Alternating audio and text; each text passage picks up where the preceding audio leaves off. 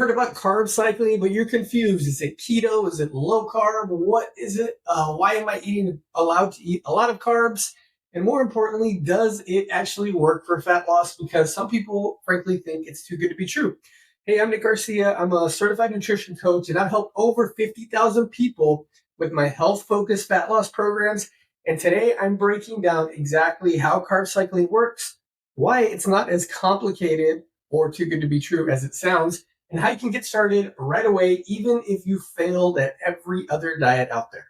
What is carb cycling in its most simplistic form? We have 3 different types of days every single week. You have a high carb day where you are eating starches, potatoes, rice, gluten-free grains, pastas, that type of thing.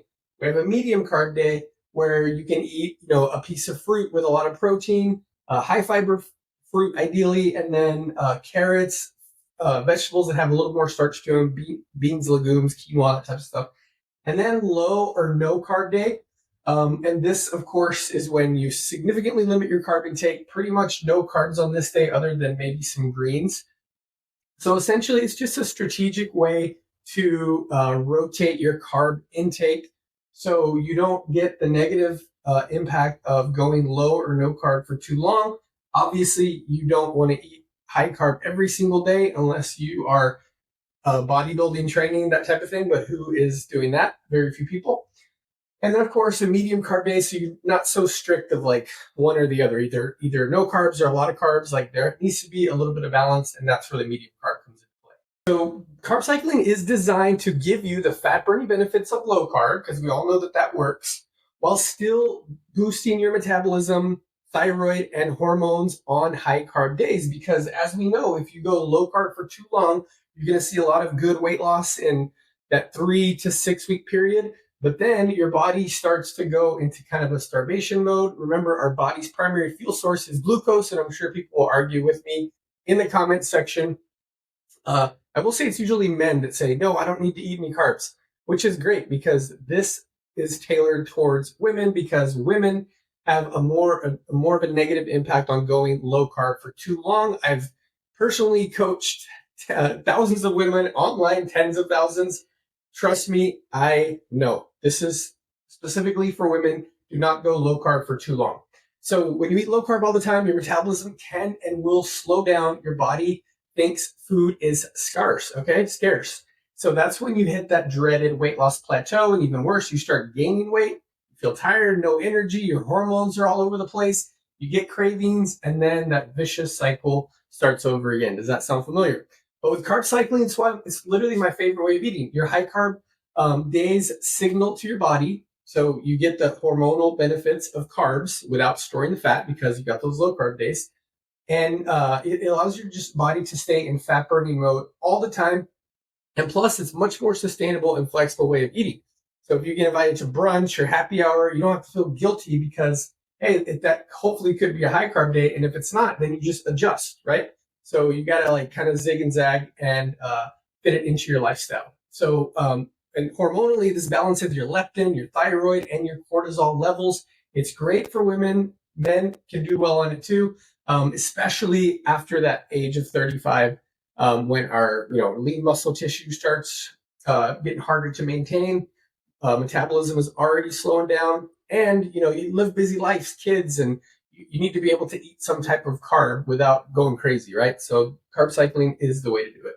So now let's go over example, very simple week on carb cycling. So Monday, you have your high carb day, and this is ideally going to be a workout day. So you want to do some type of high intensity training, whatever that means for you. If you are, over 50 pounds overweight, you're not going to be doing jump squats and all that type of stuff, but you can do a high intensity workout. I have hundreds of videos on this channel. And so it's just all about getting your heart rate up, taking a break when you need it, and continuing 25 to 30 minutes. And then Tuesday, low carb, that is low, no carb. So you got your high carb day, and now you need to let your body deplete those glycogen stores, even though you worked out.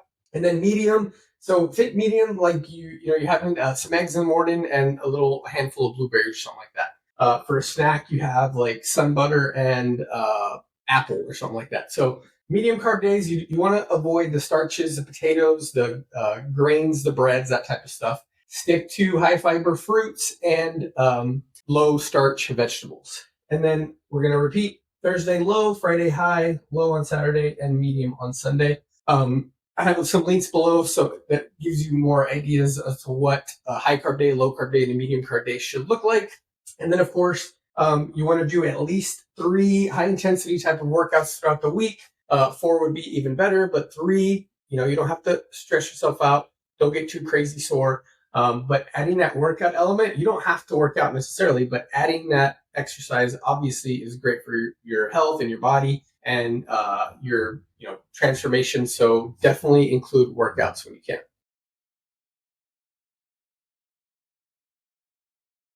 All right, so I think at this point you are pretty okay equipped to start carb cycling. You can get a meal plan. I have tons of free stuff on my website. When you're ready for more, you can read success stories on my 3-week metabolic cycling, which I'll talk about in a minute. But I want to go over a few common mistakes that I've seen people make over the years. So I want you to be able to not make these mistakes. No structure. At first, when you first start this, I recommend, sitting down every single week to structure out your week. There will be times again when you have random things from work pop up or kid birthdays, whatever, that you need to be able to adjust. But at first, you need some structure, especially kind of figuring out what full low carb, full high, and full medium carb days will look like. If you're not, you don't want to be guessing when you're first starting carb cycling. Too many or the wrong types of carbs. So definitely too many carbs on no carb days is a big problem. And then the other problem comes with high carb days where it's like kind of a free for all. You can eventually get to that point, but if you need to lose over 20 pounds, then I need you to be super strict until you get into some type of maintenance. Not enough protein. You got to make sure that you're getting, that 20 to 25 grams of protein per meal, 5 to 15 for your snack. Yes, that sounds like a lot, especially if you're a woman watching this, but protein is a game changer. Wrong types of workouts or no workouts. So wrong workouts are just not working out hard enough. You need to get your heart rate up. You need to stress your muscles out. Remember, building that lean muscle is what will burn that extra fat, and you'll see results, and you'll get results a lot faster and keep them off. Okay, and then finally, low quality foods. I'm a big proponent in health-focused fat loss, and that means eating high-quality foods, from the best sources you can. I know food prices are super high, so do the best you can. If it's just meat, where you're going like natural, no hormone, no antibiotic, grass-fed, wild-caught, all that type of good stuff, just be mindful of the quality. And the quantity kind of works itself out, so you don't have to count calories or count macros and stuff that I've never done. I've never recommended or had my clients do that. And so what's the fix for all this? Something that I call metabolic cycling. Metabolic cycling is exactly what I talked about here. All the 3 days a week, it looks exactly like this. That is focused on high quality foods, the right types of workouts, structuring and balancing your meals to where you don't have to worry about any of this, because as long as you get a good structured week and you learn how to structure your meals. I follow something called the 33-33-33 plate. And so protein, carbs, and fat, 33% of each of those. It works a little bit different when you're carb cycling, because on the no carb days, then there is no 33% unless it's like lettuce or spinach or something like that. That essentially is not a carb in the sense of it doesn't spike your insulin or blood sugar or whatever. And so that's what metabolic cycling is. If you there's a link below my 7-day free carb cycling meal plan. You can read about the hundreds, thousands of people that have gone through my 3-week metabolic cycling plan. So there you go. Now you know how carb cycling works the smart way. You're ready to try it yourself, even if you don't purchase a book or a program. Again, a couple links below when you're ready. If this video helped, I would appreciate a subscribe, and let me know in the comments if you have any questions. If you tried carb cycling before. See you for the next video.